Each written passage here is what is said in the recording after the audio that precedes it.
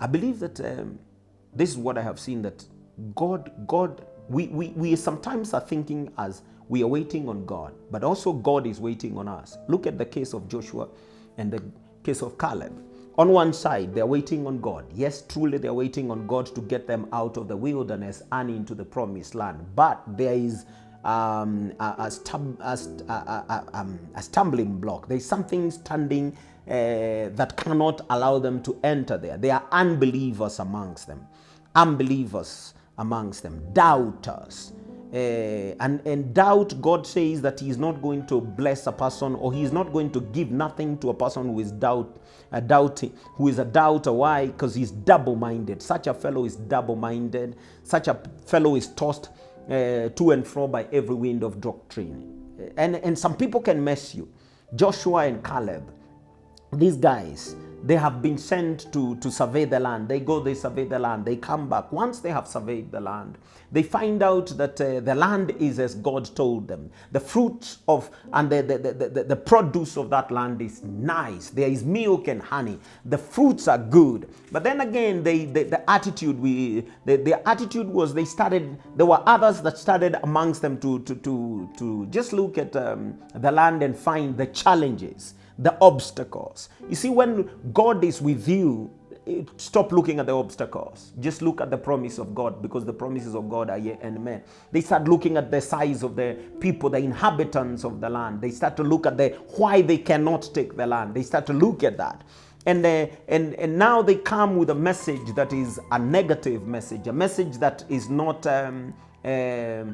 what Moses really has sent them to go do. They had not been told to look at the difficulties of the land. They were supposed to look at the promises of the land, because it's called the promised land. They were supposed to look at that side. Let God deal with the difficulties. Let God deal with the problems. Let God deal like the way that they obeyed God and they went out from Pharaoh and they were going to worship the Lord, and then they met a difficulty, a challenge, and the challenge was the behind them was the armies of Pharaoh, and in front of them was the sea. And when there was the sea in front of them, both ways they cannot go. It is okay, because your work is to deal with the obeying part of the obedience part. Go and obey God. Let God deal with making the way. He makes a way where there is no way. He is the way maker. So now He parts the sea. Waters stand hither and thither. They are told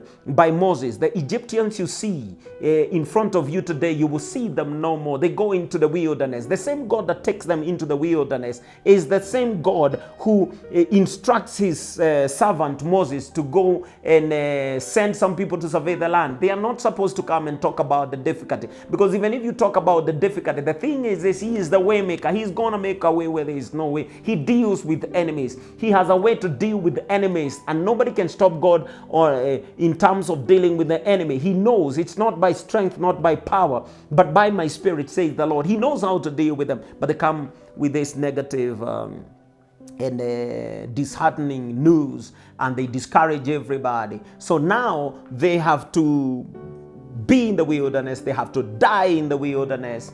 Moses dies in the wilderness, but now Joshua and Caleb have to wait with the unbelievers, and is a punishment. It looks like a punishment. It looks like it's not fair for Joshua and Caleb, those who did not doubt, those who believed in God, those who brought the nice report, a godly report. It is unfortunate that they have to be subjected to the same type of punishment as everybody else, as the doubters. So they are unbelieving. They go round and round into the wilderness for 40 years. Good thing is this: the Bible says, as your days, so shall your strength be. So what God does is that He freezes them in time. He makes sure that their strength will be the same, because years later, 40 years later, Moses, I think it is 40 and 5, he talks about Caleb. He says, I told the servant of God, Moses, that we are well capable of taking the land, and I have the same strength as I had. I have the same spirit, the same tenacity. I want the same things I wanted. I have the same objectives that I had, but I have the same strength. God maintains their strength. God gives them the ability to stay young for over 40. The days pass, but their strength doesn't pass. Their bodies don't wither. Their bodies don't give into the same as their other bodies of other fellows give in and die, and they are finished.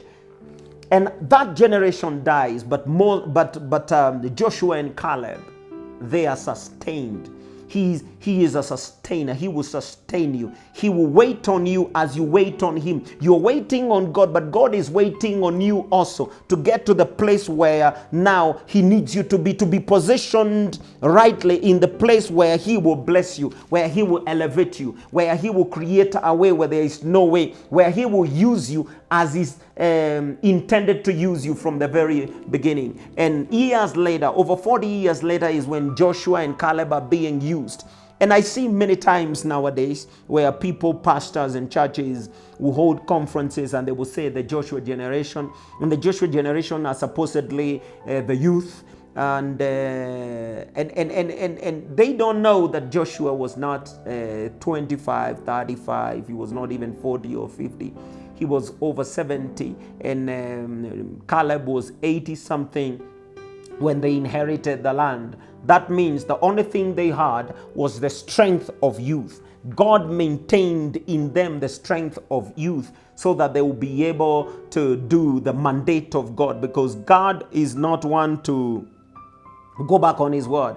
When his word is released, it will do what he said it will do, and he will make sure that that his ordinances are true. Why? Because the Bible says that God he has held his word above himself to perform it. He has held his word above himself to perform it.